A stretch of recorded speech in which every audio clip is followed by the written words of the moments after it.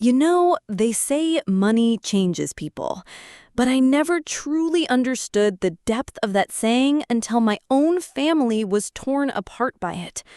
My name is Alex, and what I'm about to share with you isn't just a story. It's a raw, painful account of how a will, a seemingly simple document, unleashed a torrent of greed and resentment that swallowed my family whole, leaving nothing but a bitter husk of what once was. It's a story that will make you question everything you thought you knew about loyalty, love, and the unbreakable bonds of kinship.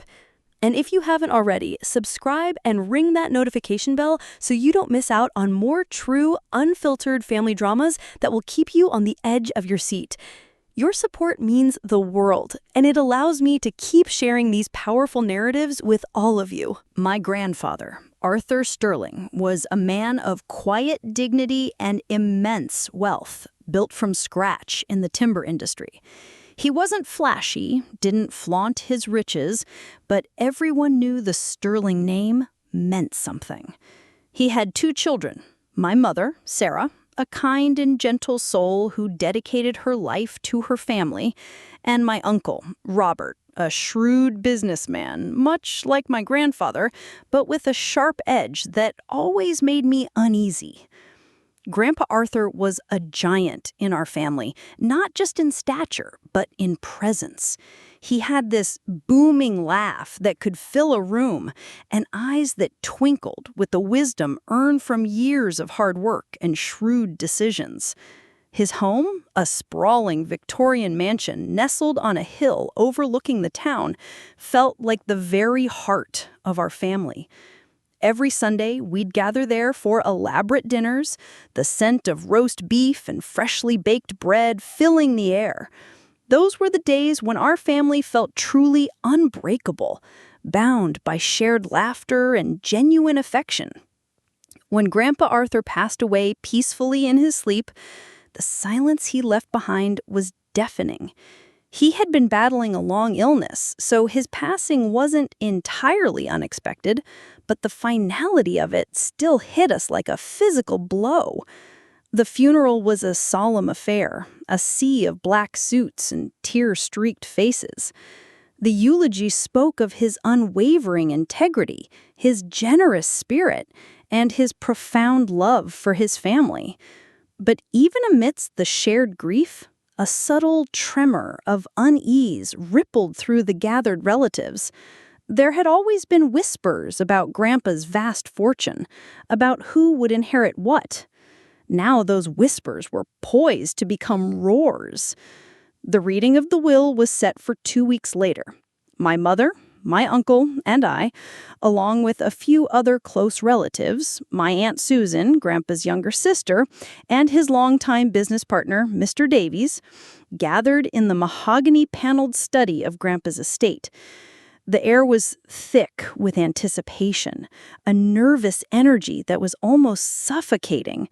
Mr. Henderson, Grandpa's longtime lawyer, a man whose face seemed etched with the weight of countless family secrets, adjusted his spectacles, cleared his throat, and began to read.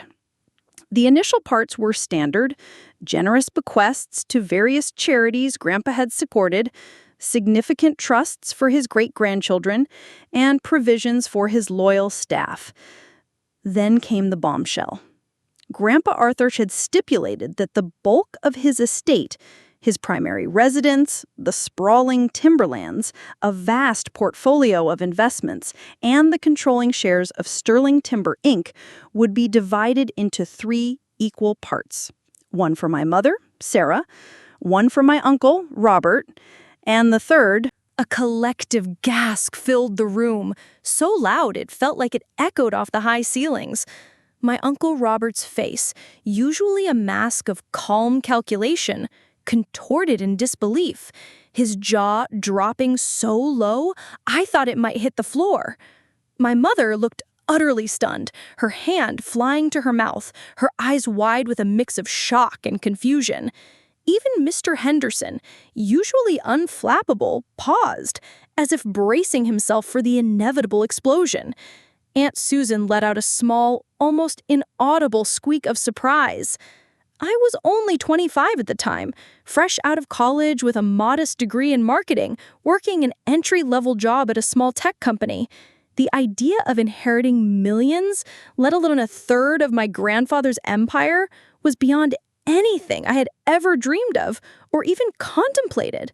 I loved my grandfather dearly, and we had always shared a special bond. He'd often take me on walks through the timberlands, teaching me about the trees, about nature, about life. But I had always assumed the bulk of the inheritance would go primarily to his direct children, my mother and uncle, who were far more established and involved in the family business. This can't be right," Uncle Robert stammered, his voice tight with suppressed fury, a vein throbbing in his temple.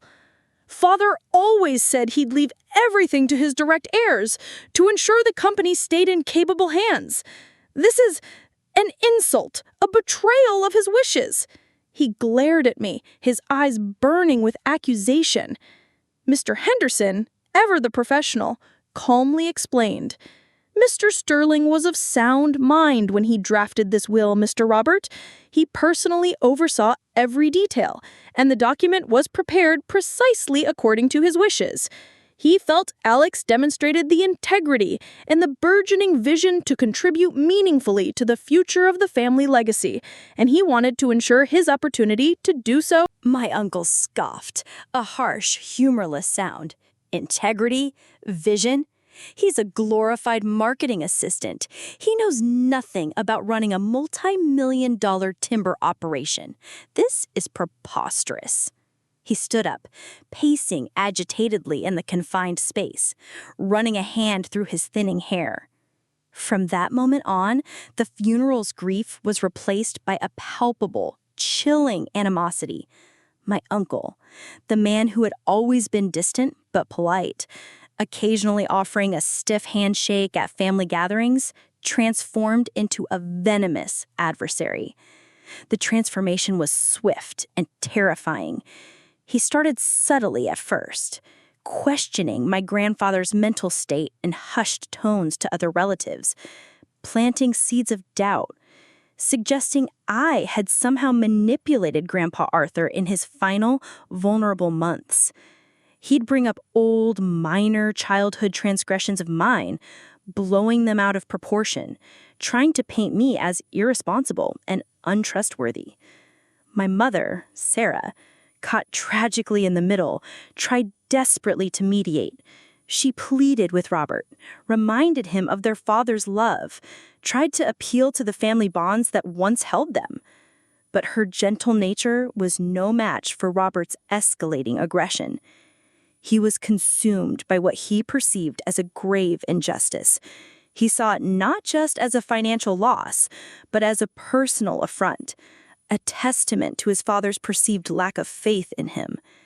He hired a team of high-powered corporate lawyers, not immediately to contest the will directly, but to scrutinize every clause, every word, every comma, searching for any loophole, any technicality that could invalidate my portion. He claimed Grandpa had promised him sole, complete control of Sterling Timber, that I was an unqualified outsider who would destroy everything his father had painstakingly built over decades. The family gatherings, once warm and lively celebrations, became battlegrounds. Cousins who had been like siblings suddenly chose sides, their faces reflecting the awkward tension.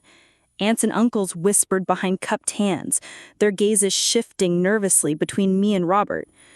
I found myself increasingly isolated, constantly on the defensive, feeling a strange mix of guilt and righteous indignation. Guilt because I knew my unexpected inheritance caused such profound pain and division within the family, and indignation because I hadn't asked for any of it. And yet I was being vilified, accused of scheming and manipulation. The passive-aggressive tactics quickly escalated. Anonymous letters, clearly typed but without a return address, started arriving at my apartment, filled with thinly veiled threats and accusations of my unworthiness. My car tires were mysteriously deflated twice in a month. One evening, I received a chilling anonymous email. It contained several blurred, grainy photos of me with a friend from college taken years ago at a party, implying some kind of illicit activity. Completely fabricated nonsense, of course, but designed to sow doubt and embarrass me. The message accompanying the photos was clear and menacing. Drop the inheritance or more will come out. Your reputation won't survive. It was a crude, desperate attempt to intimidate me into backing down, and I knew instantly, with a cold certainty, that it was my uncle's doing, or someone acting on his direct behalf. It confirmed that he was willing to stoop to any level, to cross any line to get what he wanted. I didn't buckle. Instead, I quietly gathered evidence, saving the emails, documenting the incidents. I didn't confront him directly, knowing it would only fuel his rage. Instead, I had my own newly appointed lawyer send a stern, formal letter to his legal team detailing the harassment and warning of legal action if it continued. The attacks stopped for a while, a fragile truce of sorts, but the underlying tension remained, a thick, suffocating cloud over our lives, poisoning every interaction. Then came the day of reckoning, the court date that was supposed to settle everything, once and for all. It was a gray, overcast morning, mirroring the mood in the courtroom. My uncle, Robert, sat across the aisle from us, looking confident, almost gleeful, surrounded by his expensive legal team. He had spent a fortune, convinced he could outsmart his own father and the legal system. I sat beside my mother, my heart a lead weight in my chest. We had presented all our evidence, defended my grandfather's sanity with medical reports and testimonials, and refuted every one of my uncle's baseless claims of manipulation and undue influence. We had fought hard, but I knew the outcome was still uncertain. Just as the judge, a stern but fair woman named Judge Thompson, was about to deliver her verdict, Mr. Henderson, who had remained mostly silent throughout the proceedings, simply observing with his usual calm demeanor, cleared his throat.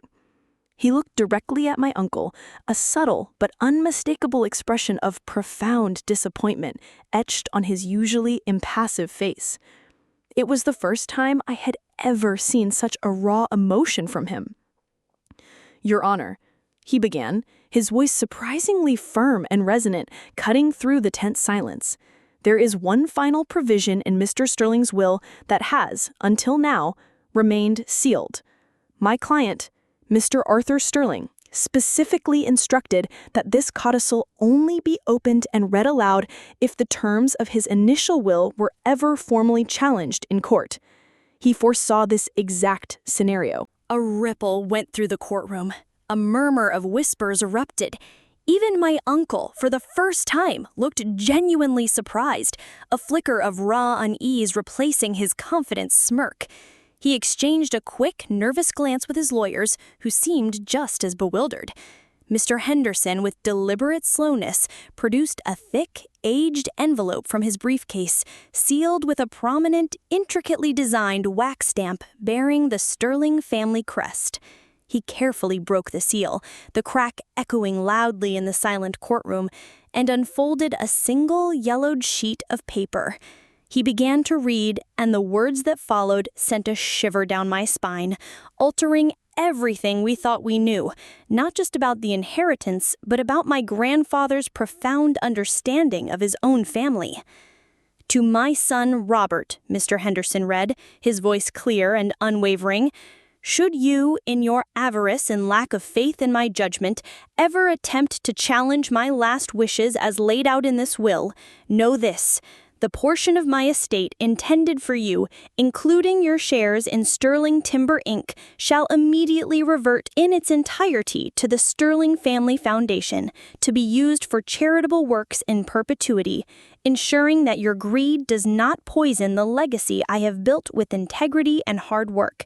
My intent has always been for my children to live in harmony, and for the family to prosper through unity, not division. If one chooses discord over decency, if one chooses to tear down what I have built in a fit of selfish entitlement, they shall receive nothing further from me. This provision is my final testament to the values I hold dear, and a safeguard against the very discord I fear. The air in the courtroom became thick with the weight of my grandfather's foresight, his ultimate act of wisdom and protection. My uncle's face, which had been pale with surprise, went from ashen to a ghastly shade of white, all the blood draining from it.